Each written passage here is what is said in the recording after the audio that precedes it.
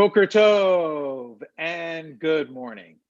I am Rabbi Steve Moskowitz of Congregation Lador Vador, and this is Monday Musings, a 15-minute spiritual kickstart to the week. Before I introduce my friend Rabbi Alan Litwak, I just want to say this has been an extraordinarily difficult week for all of us. I know everyone is really just nervous and worried about the state of our union and of our country.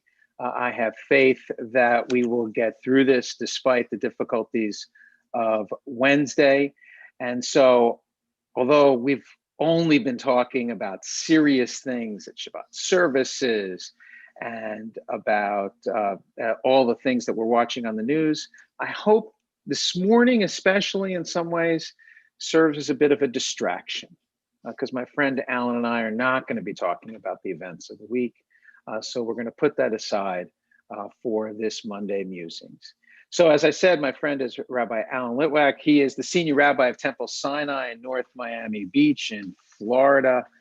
We have been friends for some years after spending a number of summers together in Jerusalem, studying at the Shalom Hartman Institute.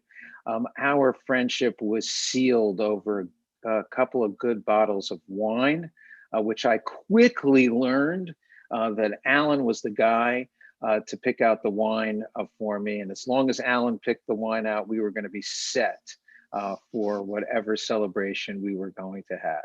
So I thought I would have Alan on the show, as I like to call it, to talk a little bit about wine and his interest in wine and his passion for wine. So how did it start, Alan? So thank you, Rabbi Moskowitz. It's a pleasure to be here. And I will tell you that my interest in wine started when I was a kid. Don't get crazy about that, but I grew up about 20 minutes, 30 minutes south of the great wine regions of Sonoma and Napa. And in fact, if you get up on the top of the roof of the house that I grew up on and you looked in the right direction, you knew what you were looking for, you could see the beginning of both of those valleys. And when you live in Northern California, it is just a part of the entire culture there. Even in the late 70s and all the way to the mid 80s when I left. Probably it was sealed by the fact that my parents were principal investors in a winery. And they weren't doing it because they were such wine fanatics. They were doing it simply for financial reasons. But the benefit of the investment was that they got to go to investor parties. And they would take me, sometimes my brothers with me, with us. And the neat thing was that R.H. Phillips wines were all night harvested. Wine, grapes, when they are cool, they have the most juice. And so they would have these investor parties and we would go out and then we would go out into the fields and we would get a chance to pick some of the grapes, and that sealed the deal for me. So seal the deal. Why did that seal the deal? I mean, my memory, by the way, when I was a kid was, sneaking the Manischewitz at the bar and bar mitzvahs. La la la la la la la. Okay, so let's get that out of the way. All right, we don't use that word, not in my house, not in my congregation. They know the M word because the truth is, the M wine is fine if you like overly sweet, cloyingly syrupy wines. But people do like that. And I won't begrudge them that, except for in my sanctuary or my house. I'm gonna treat them to something a little bit better. You realize that I grew up in St. Louis, by contrast, so we had Mad Dog 2020 was my memory, Enjoy it. Somebody's got to buy it, so you can have it. It's all yours. I promise you, I won't be fighting you for it in the supermarket. Anyway, well, look, you've helped me, refine my taste. Well, yeah. Look, what seals it for me, and what makes me so excited about wine, is that it dovetails in so many ways with our lives, and that it is a spiritual thing for me. It's not just a Jewish thing where I pour some wine and I say kiddush, although that's part of it. But there's something living and breathing and changing about wine that reflects who we are, the seasons of our lives. You got to go. Wait, we got to go A back a jump. little bit because Sure. yeah, you jumped because you know I don't pretend to have the sophisticated palate that you do or the understanding of wine. So I want to talk a little bit about the connection to spirituality, but especially this piece you were talking about, the living, breathing. I mean, and the Yeah. seasons. What do you mean So, there? so look, wine is a living thing, and it goes from, it doesn't die when the grapes get cut off of the stem. There's all of that beforehand, right? There is the tending of those vines. There is the intersection between the soil and the um, area, the temperature, the sun exposure, all of that, which in France they call terroir, all of the natural elements that go along with that. And I include God in that piece. Okay, there's that piece. Then humanity takes over. So we become partners with God in that. And then we create something, but that is still living. Okay, there's still it is a living organism, and as long as it's given oxygen, it will continue to change. Now, we don't want it to have too much oxygen because then your wines go bad because they change too quickly. But great wines can change over months and years and decades. And that for me is exciting because every time I open up a bottle of wine, it is both an experience of knowing what I should be tasting or what I think I should be tasting, and what that wine has evolved with. All of my kids, when they were a few years after they were born, I bought each of them a case of wine, right, from their birth year. Right? And the first bottle got opened up at their 10th birthday. The second bottle got opened up at their bat mitzvah. Wait, Right? you're serving this to 10-year-olds? I just want to double check. If they wanted it. You can ask my youngest daughter. I was kidding with you, Alan. She is quite the taster. My middle daughter, no how, no way, not interested. My older one came to it later when we were traveling and visiting wine regions.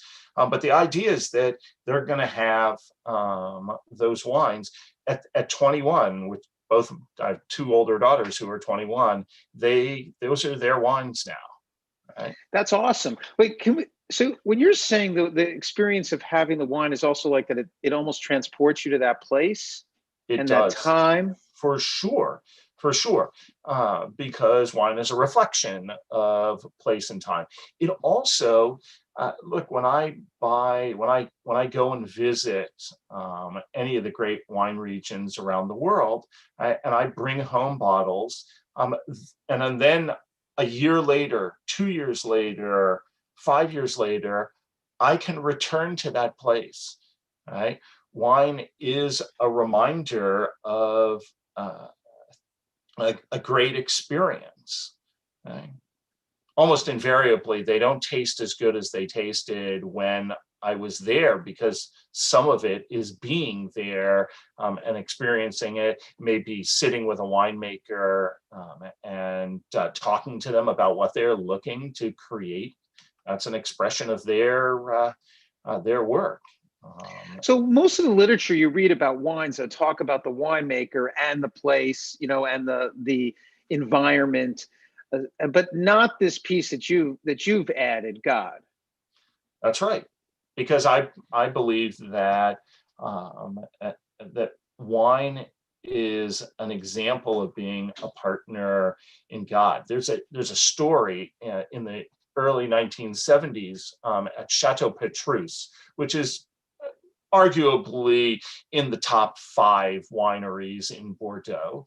And Christian Appreciate you Moy, telling me that, because I would not have known. trust me on this one. Let's put it this way: I can't afford it. I couldn't afford it at any point.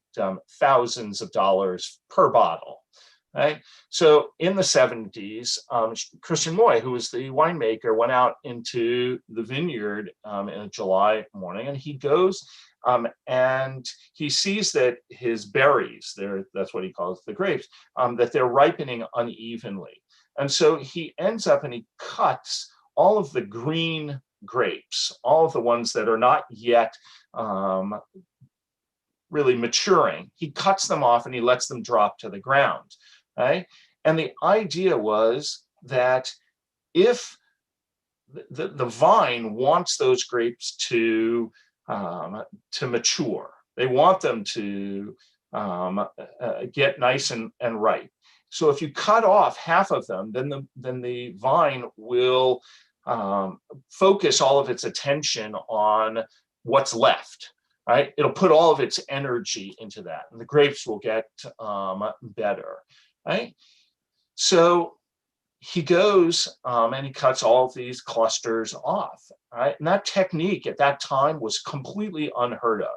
Right? He was dropping money on the ground. Right. Right? And as the local pastor said the next Sunday morning, he said that Christian Moy was destroying God's handiwork. And I don't believe that. I believe that it is a partnership. Okay? Wine at its best is an expression of a particular set of godly circumstances: geography and geology and climate, a certain place, interacting with plant genetics, right? All right, all that what we call terroir, right? But it is also, at its best, an expression of humanity. Right? And that we take God's creation, we make something out of it. And we do that, right, in anything.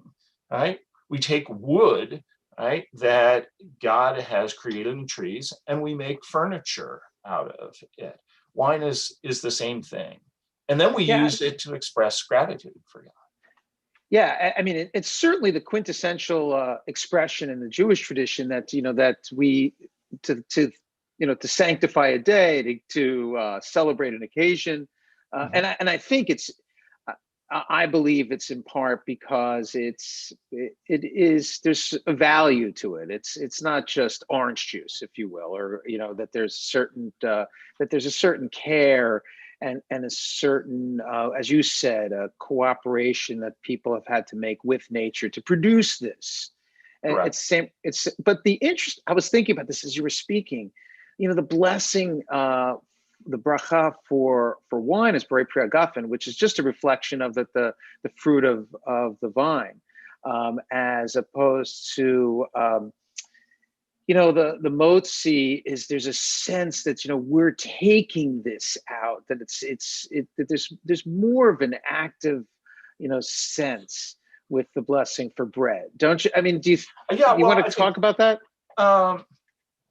Or do you not see it in the same way? Well, look, wine, right? When we most people say, I'm gonna bless the wine, right? Right.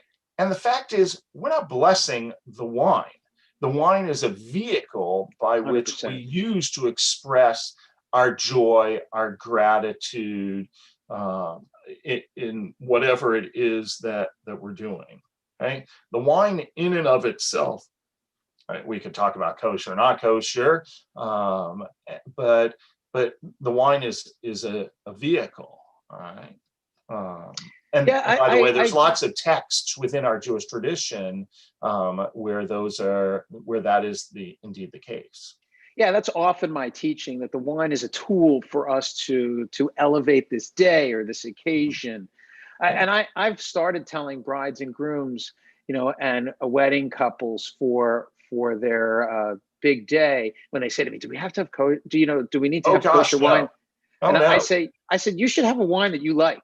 That is exactly what I say to them. All right. Although I'm not so sure in the silver Kiddush cup, it always tastes as good as it should. Yeah, well, look, it's also for me who do a lot of outdoor beach weddings.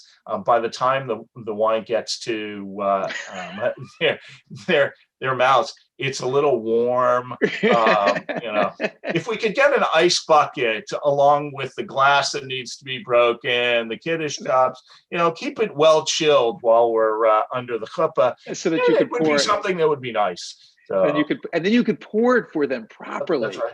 Yeah. When I remember when we were having wine together, I was even hesitant to pour my own glass so Yeah, that because people mess it up. They don't know how to do it. That's right. You spill it. I, yeah, well, no, you're so much better at pouring it. I Well, think it's a beautiful idea that God is a part of it, and I especially love the notion that when we have a glass of wine, we're transported to a place, and we have, and it. You're also expressing that the sense that it renews our connection to nature. there's no question about that. Look, wine is a product of seasons, and I think that they mirror in some way the seasons of our lives. Even if we're more comfortable attributing wine to nature than to God, the seasons of wine production give us an interesting way of reflecting on our own lives and our human experience. Think about, the spring. With spring comes great growth.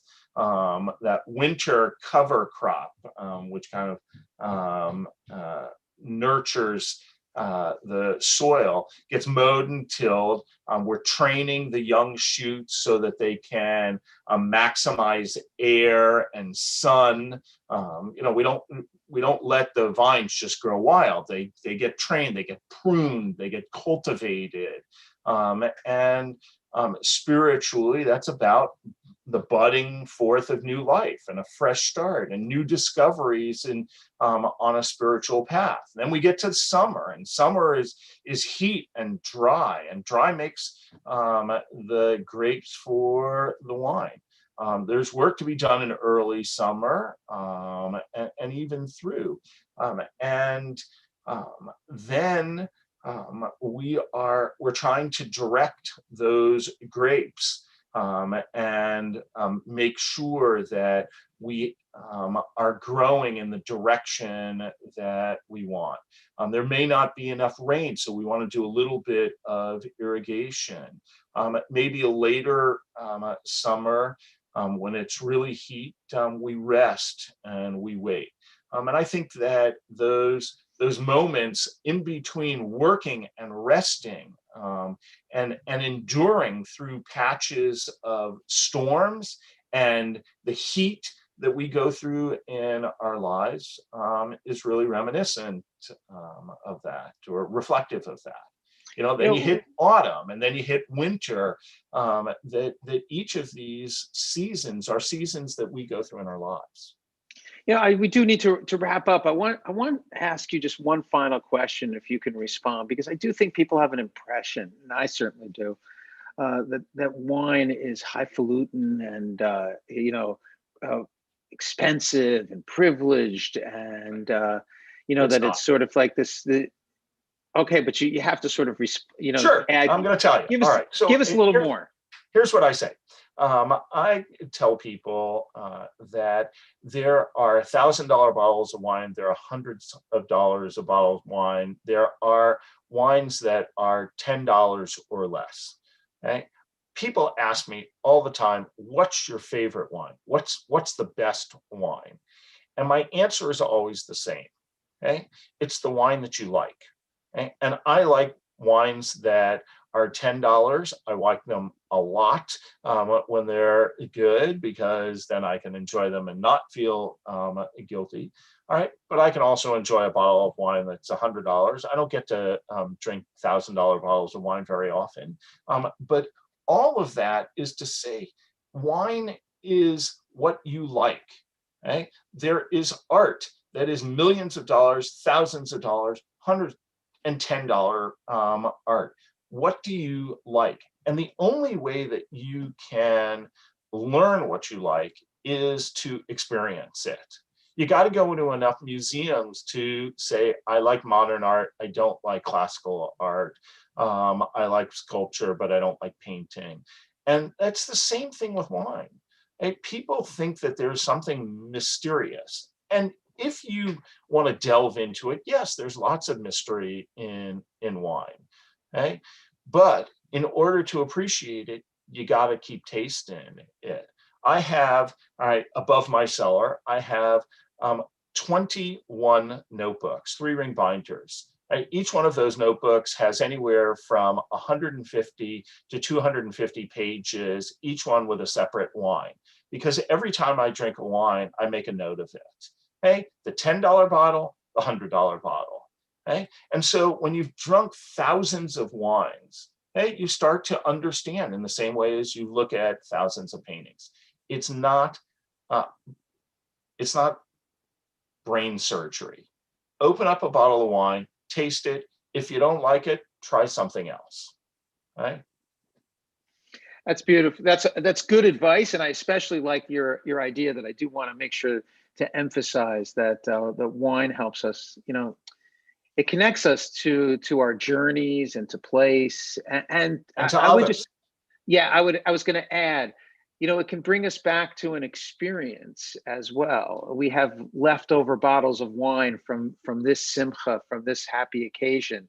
So when we have it a year later, we can kind of, you know, recapture that spirit as well. If we Alan, share it with the people, that's where I think it becomes spiritual, is that we're sharing an experience. right, which is one of the things that we very much look forward to. And I certainly look forward to having a nice bottle of wine with you that you will select for the two of us. There will be no shortage when we get together.